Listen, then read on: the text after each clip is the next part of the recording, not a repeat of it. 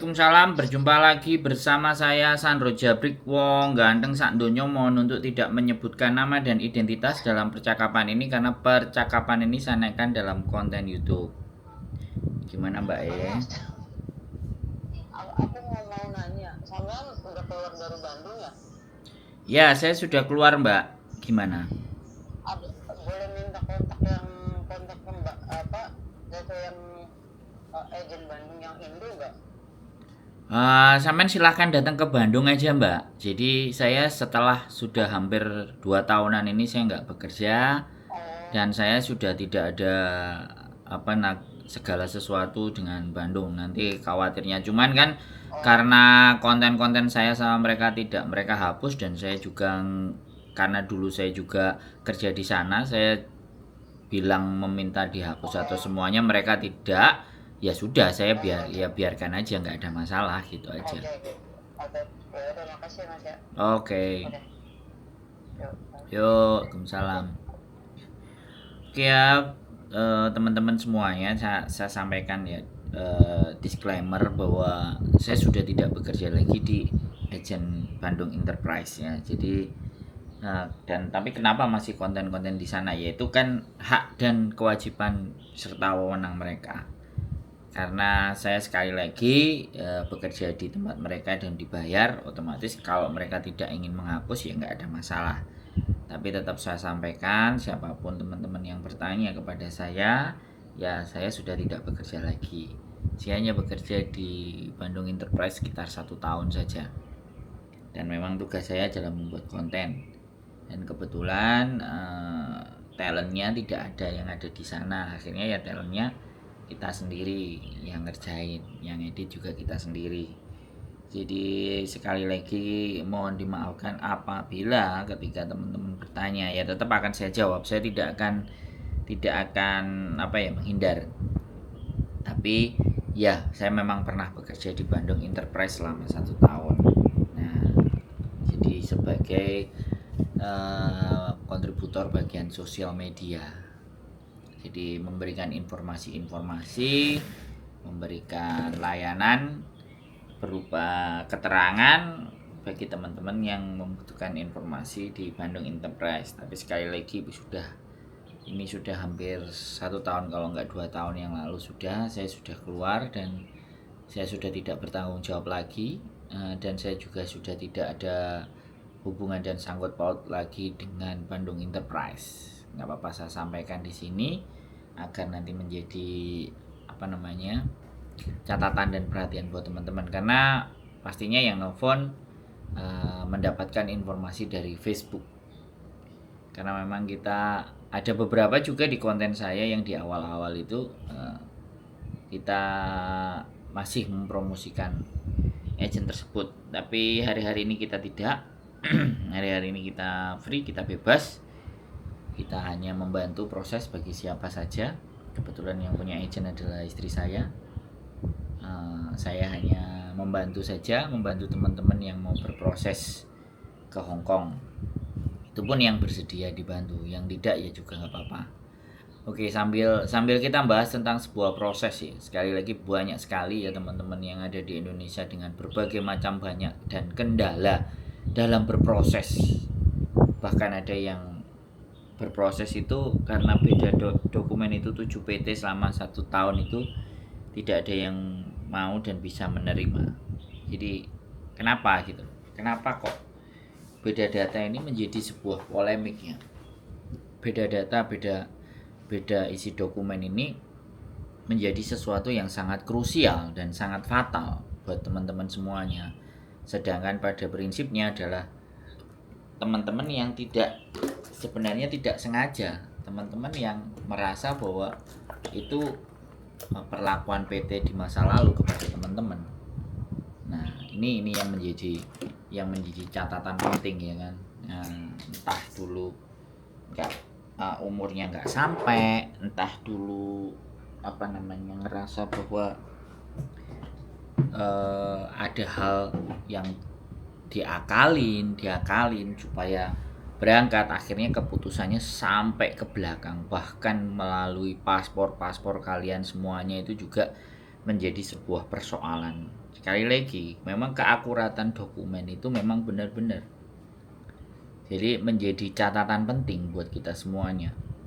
Nah, bagaimanapun tidak, dokumen yang akan dicatatkan di imigrasi, di Dukcapil, di kependudukan atau apapun itu benar-benar kan fingerprintnya segala sesuatunya itu punya sampean gitu loh. Dan kalau namanya itu sampai berbeda, nah itu yang menjadi luar biasa ya, dan itu catatan akan selamanya. Jadi paspor kita itu udah beda, terus kita mau betulkan. Nah, apalagi kalau kita sudah sempat terbang dan mau kembali. Fenomenanya itu begini loh teman-teman. Beda data menurut saya tidak menjadi sebuah persoalan yang serius, tapi ketika sudah pulang dan nggak balik, ya itu oke. Tapi beda data setelah pulang nggak mampu bertahan di Indonesia terus kepingin balik, nah ini nih persoalan. Tidak banyak PT yang bisa memproses teman-teman yang beda data, gitu. Dan saya bukan jumawa dan atau saya mempromosikan PT saya atau agent saya atau bantuan saya kepada teman-teman yang beda data. Tapi pada dasar dan prinsipnya memang beberapa teman-teman yang saya nggak bilang banyak, ada beberapa teman-teman yang memang mengalami perbedaan data dan alhamdulillah mereka juga bisa terbang. Kemudian ada yang juga cuma memiliki paspor, tidak memiliki segalanya tapi juga bisa berangkat. Tapi ya kompensasi dan sekali lagi kompensasi dan pembayaran ini yang jadi persoalan. Kadang-kadang teman-teman kalau dengan PT yang lain ataupun dicas, bahkan diminta biayanya kita suruh bayar sendiri di depan untuk pembenahan itu semuanya baru dimasukkan ke proses. Karena sekarang banyak sekali juga PT-PT yang sudah mulai ditindak ketika melakukan overcharge. Ya, overcharge untuk hari-hari ini memang sudah sangat diperangi sekali ya teman-teman semuanya. Ini yang menjadi PT selalu was-was. Jadi ketika terjadi perbedaan dokumen data otomatis akan ada tambahan biaya. Nah, tambahan biaya yang diberlakukan oleh PT itu diakumulasikan dalam bentuk potongan. Nah, kalau diakumulasikan dalam bentuk potongan pasti terjadi pembengkakan. Nah, ketika pembengkakan terus kalian nyampe di sini, terus kalian melaporkan itu sebagai bentuk overcharging, ya it's not fair gitu loh. Itu tidak adil karena kalian sendiri punya masalah data yang berbeda, sudah dibantu oleh PT, kemudian kalian menyerang PT karena ada perubahan beda data. Nah, itu yang akhirnya banyak PT yang tidak ingin membantu atau mengurusi orang-orang yang beda data. Jadi seperti itu ya Mbak semuanya.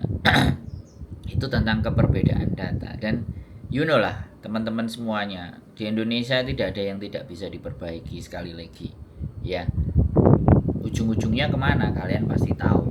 Indonesia ujung-ujungnya kemana. Dan sekali lagi saya juga ingin menyampaikan kepada teman-teman, kalian ke Hong Kong, kalian semuanya ke Taiwan, kalian semuanya ke Singapura, kalian ke Arab, tujuannya kan satu, merubah nasib. Ketika di Indonesia tidak mendapatkan pekerjaan yang layak atau penghidupan yang layak, maka kalian memutuskan untuk keluar negeri karena menganggap ketika di luar negeri itu bisa menghidupi, bisa menjadi jalan keluar untuk perbaikan perekonomian. Nah, prinsip dasar itulah yang sebenarnya kalau kita boleh berbicara secara kasar, negara kita tidak sanggup dan tidak mampu membuat perubahan di negara kita.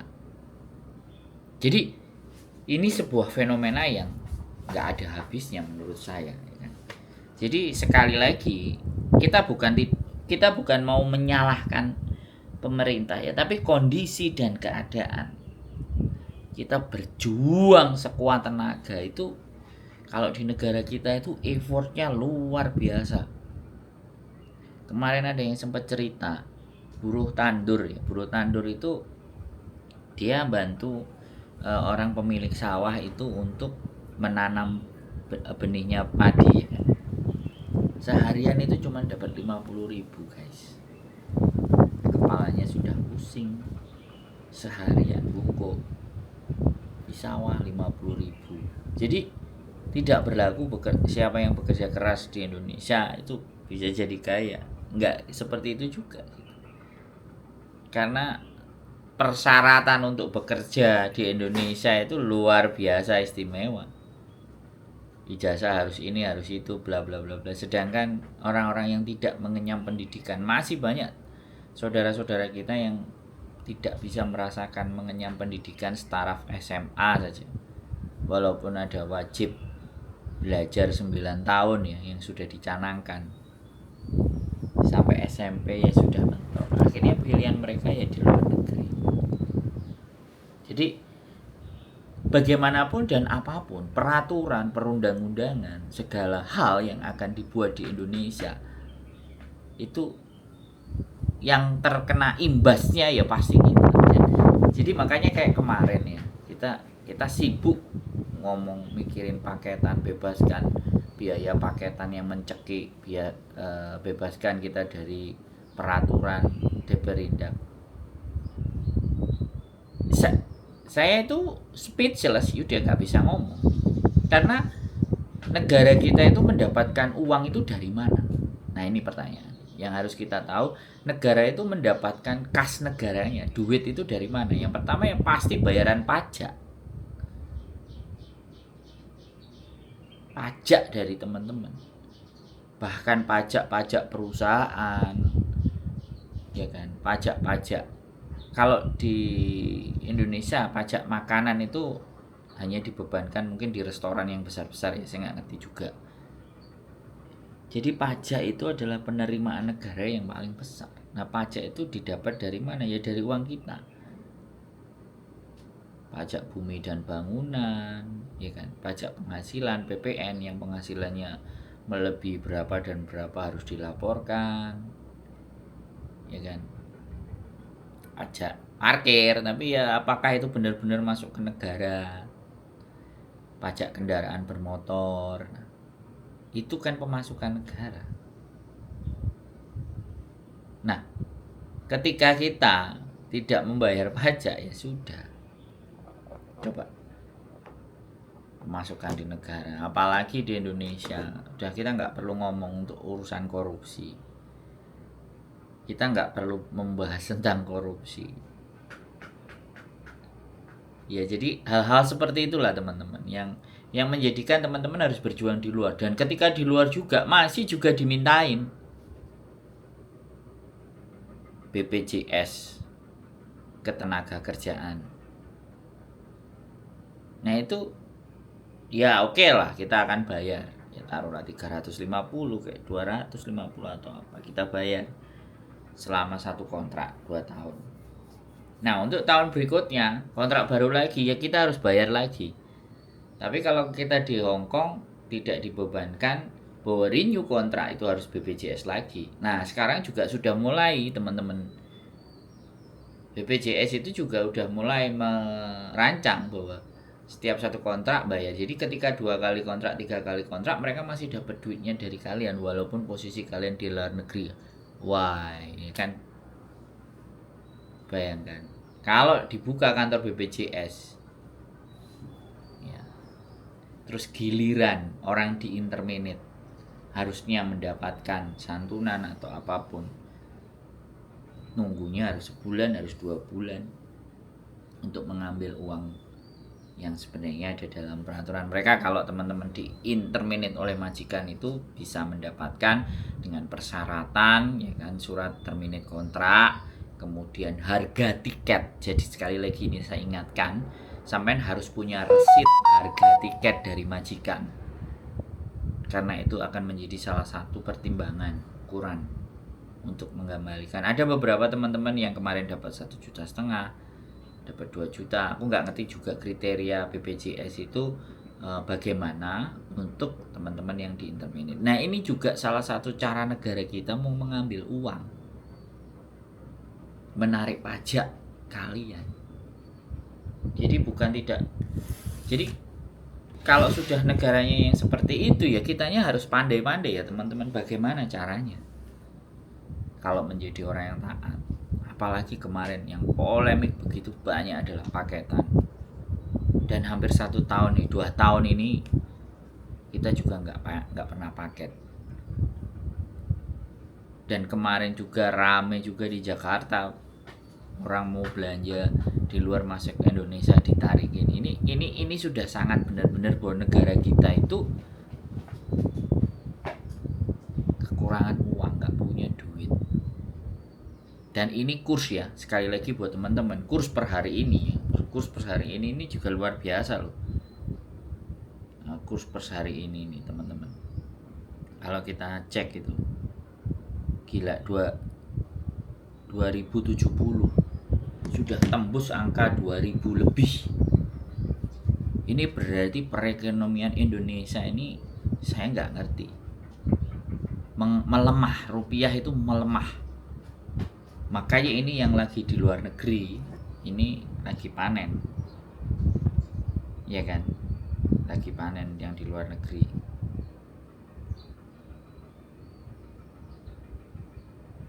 Jadi sekali lagi buat teman-teman semuanya ya,